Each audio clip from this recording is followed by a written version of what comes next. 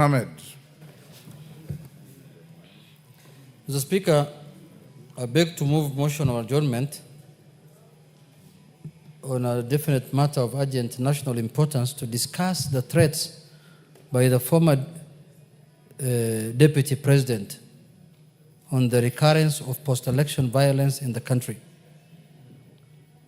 Honorable Speaker, I rise under Standing Order 331 to address a grave and urgent matter that threatens the very peace and unity of our nation.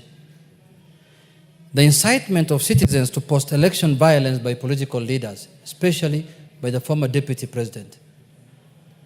Honorable Speaker, our country has made significant strides in strengthening our democratic institutions since the painful memories of the 2007-2008 post-election violence. We have built a constitutional order, Mr. Speaker, anchored in our Constitution, which provides lawful, peaceful, and democratic mechanisms to resolve electoral disputes. Let us not undo that progress, Mr. Speaker.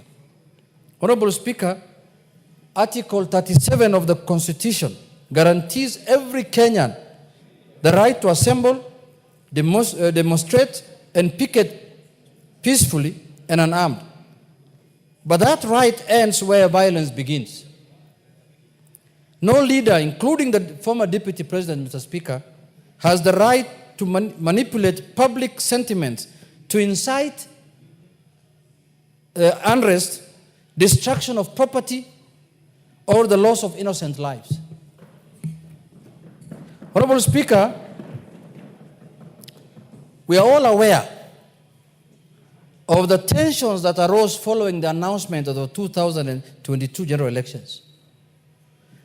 We witnessed legal challenges filed in the Supreme Court, pursuant to Article 140, and we commend all parties who chose to pursue justice through institutional means as is expected in a constitutional democracy. Honorable Speaker, be that as it may, in recent days and weeks, we have seen reckless utterances from the former Deputy President, utterances which, whether intentionally or by negligence or out of foolishness, have slowly begun to incite pockets of unrest in parts of this country, especially in the areas surrounding Wamunyoro and Wamadira area. Honorable Speaker, let it be known that words have consequences. And when leaders stand on podium or go live on national televisions and call for confrontation instead of dialogue, they betray the very people they purport to represent.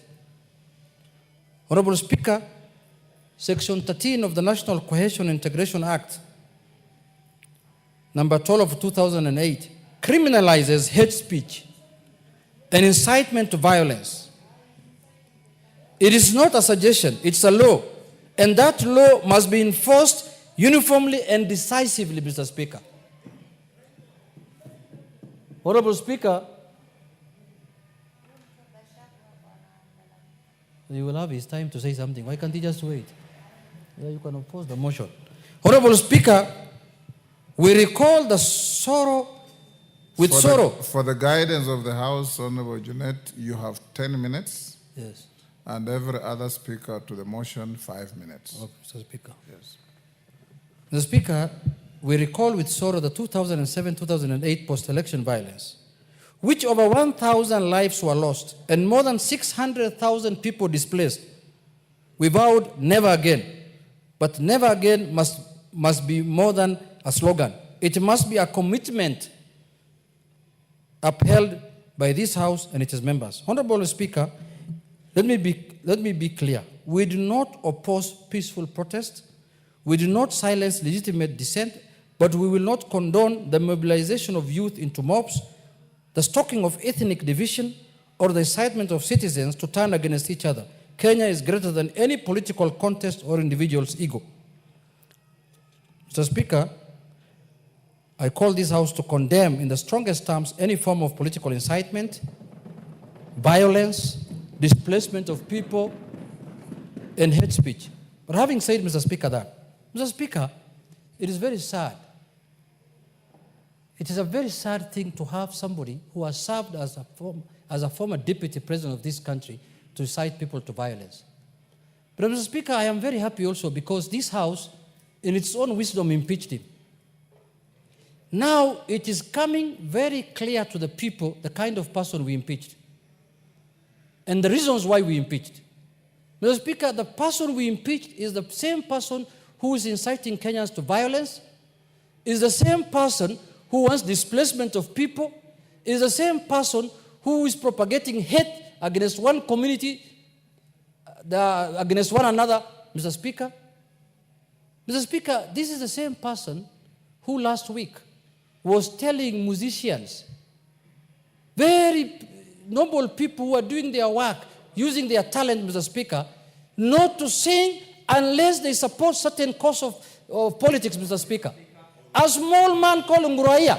Is called Nguroia or what? Nguroia. Yes, hold on. What's your point of order?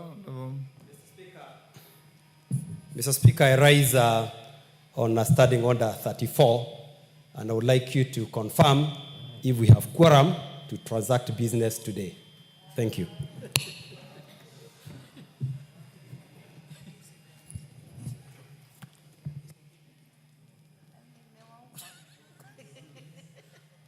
Honourable member, your point of order is invalid to the extent that you have quoted a wrong standing order.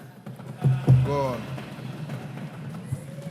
Thank you, Mr. Speaker, for that is interruption. Mr. Speaker, I seek you for your protection, Mr. Speaker, because I am still moving the motion, Mr. Speaker. Order, take your seat. I'm still moving the motion, Mr. Speaker. I seek your protection. Go on. Mr. Speaker, this person that we impeached as a House, Mr. Speaker, overwhelmingly, with over 300 members of this House, Mr. Speaker, is the same person who is telling Kenyans that unless you follow this direction, unless you follow this party of mine, unless you follow this, wild thoughts of mine of discriminating against other people, you will not be valid, or you will not be a valid Kenyan, Mr. Speaker. You will not be a valid citizen of this country.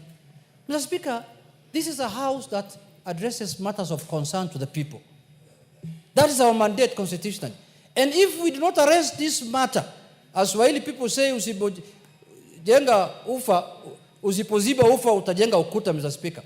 If we do not arrest this matter as early as now, Mr. Speaker, this is a man who has lost his head, this is a man who has lost his soul, and he wants to take this country to the precipice so that people can fight, Mr. Speaker.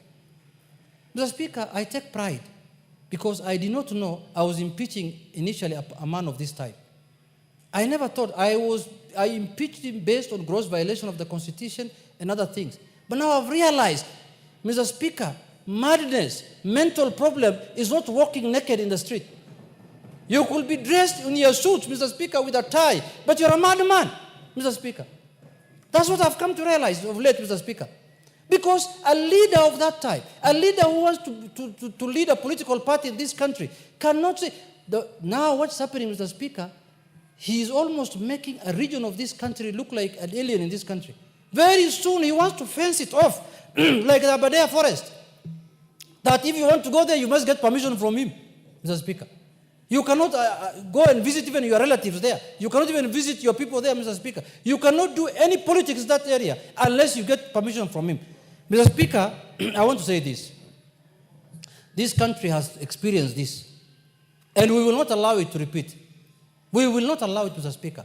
Every Kenyan has a right to live, to do politics, to do business anywhere in this part of the country, Mr. Speaker.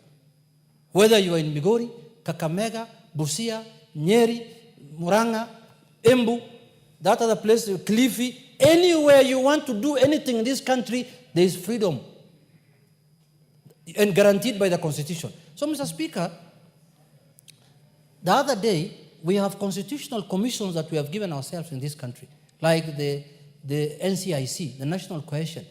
They have summoned the former deputy president. He has refused to appear. He's above the law. He's above the Constitution. He said, I cannot appear in that commission.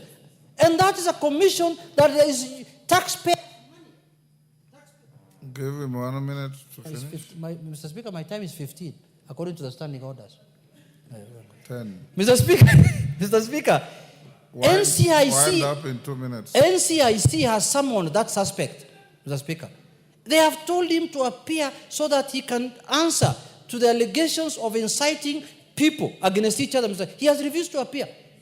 Mr. Speaker, he's now trying to use human shield. He's trying to use people to commit crime, offenses that can take people to Hague, to defend himself, Mr. Speaker. If he's invited by the DCI to record a statement, he refuses. If he's invited by NCIC, he refuses. If he's invited by EACC, now who's going to protect us from this monster, Mr. Speaker, called Gachagua? Who on earth is going to protect us from this monster, Mr. Speaker? Who's going to protect us? Because the government looks like it's unable to take an action against him. Mr. Speaker, if this government was formed by ODM, this man would have been in jail by now, I can assure you. Yes. I can tell you for this one, without any fear of contradiction. Mr. Speaker, I want to ask Kenyans not to listen to insightful people, not to listen to people who want to divide them according to their tribes, not to listen to people who have formed regional, tribal, ethnic, political parties, Mr. Speaker. The country and the Constitution does not allow formation of ethnic political parties or religion, Mr. Speaker. What this district commissioner's party that has been formed the other day is an ethnic political party. You can see somebody talks about my community, village, or Munyoro. Talk about Kenyans. Political parties are formed for purposes of enhancing democracy by bringing all Kenyans and all communities as part of that political party, Mr. Speaker. With those few remarks, Mr. Speaker, I want to use the strongest terms to condemn the former embattled, malicious, impeached Deputy President, Mr. Speaker. Thank you, Mr. Speaker. I request the majority leader to second me.